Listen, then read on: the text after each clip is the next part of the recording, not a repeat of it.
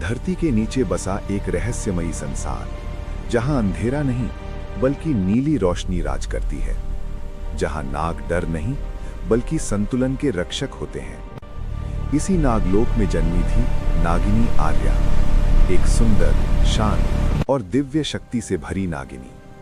आर्या के गले में कभी एक जादुई माला हुआ करती थी, जो उसकी शक्ति और नागलोक दोनों से जुड़ी थी। लेकिन एक दिन वो माला गलती से इंसानी दुनिया में चली गई। नागलोक में हलचल मच गई। नागदेव ने गंभीर स्वर में कहा, आर्या, माला के बिना नागलोक असंतुलित है, तुम्हें धरती पर जाना होगा। आर्या इंसानी रूप में बदली और पहली बार इंसानी दुनिया में आई। धरती की हवा अलग थी। यहां डर नहीं, भावनाएं थी। पेड़ों की सरसराहट, बच्चों की हंसी और लोगों की साथ।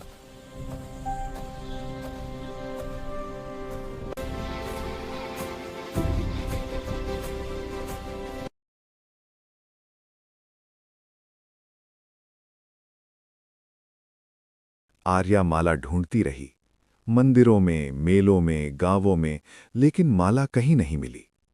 धीरे धीरे आर्या को ये दुनिया अच्छी लगने लगी। यहीं उसकी मुलाकात हुई एक सरल और सच्चे युवक अजय से।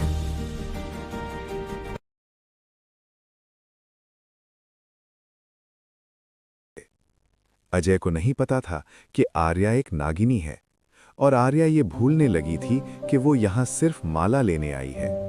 समय बीतता गया, दोनों के बीच एक अनकहा रिश्ता बन गया, और एक दिन आर्या ने इंसानी दुनिया में शादी कर ली। सब कुछ शांत था, लेकिन हर कहानी में एक मोड़ जरूर आता है। एक रात पीपल के पुराने पेड़ के नीचे धरती हल्की सी कांपने लगी। आर्या का दिल तेज धड़कने लगा। उसे अपनी शक्ति का आभास हुआ।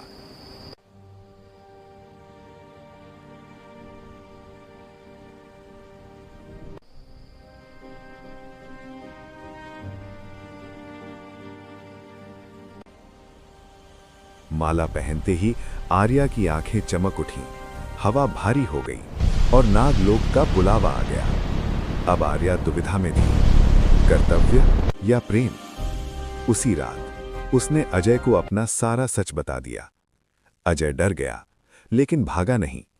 उसने बस इतना कहा कि अगर तुम्हारा दिल सच्चा है तो भगवान रास्ता जरूर बनाएंगे। अचानक आकाश में प्रकाश फैला। नागदेव स्वयं प्रकट हुए। उनकी आवाज गूंज उठी, आर्या, तुमने कर्तव्य भी निभाया और इंसानी भावनाओं का सम्मान भी किया। जो नागिनी प्रेम को समझे वो दंड की नहीं, आशीर्वाद की अधिकारी होती है। नागदेव ने माला स्वीकार की और फिर कहा, तुम इंसानी दुनिया में रह सकती हो, पर अपनी शक्ति रक्षा के लिए उपयोग करना। कहते ही नागदेव अंतर्धान हो गए। आज भी आर्या इंसानी दुनिया में रहती है। वो नागिनी है, लेकिन डर नहीं। गांव के लोग कहते हैं कि जब भी बुराई आती है, कोई अदृश्य शक्ति हमारी रक्षा करती है। यह कहानी अच्छी लगी तो चैनल को लाइक एंड सब्सक्राइब करें।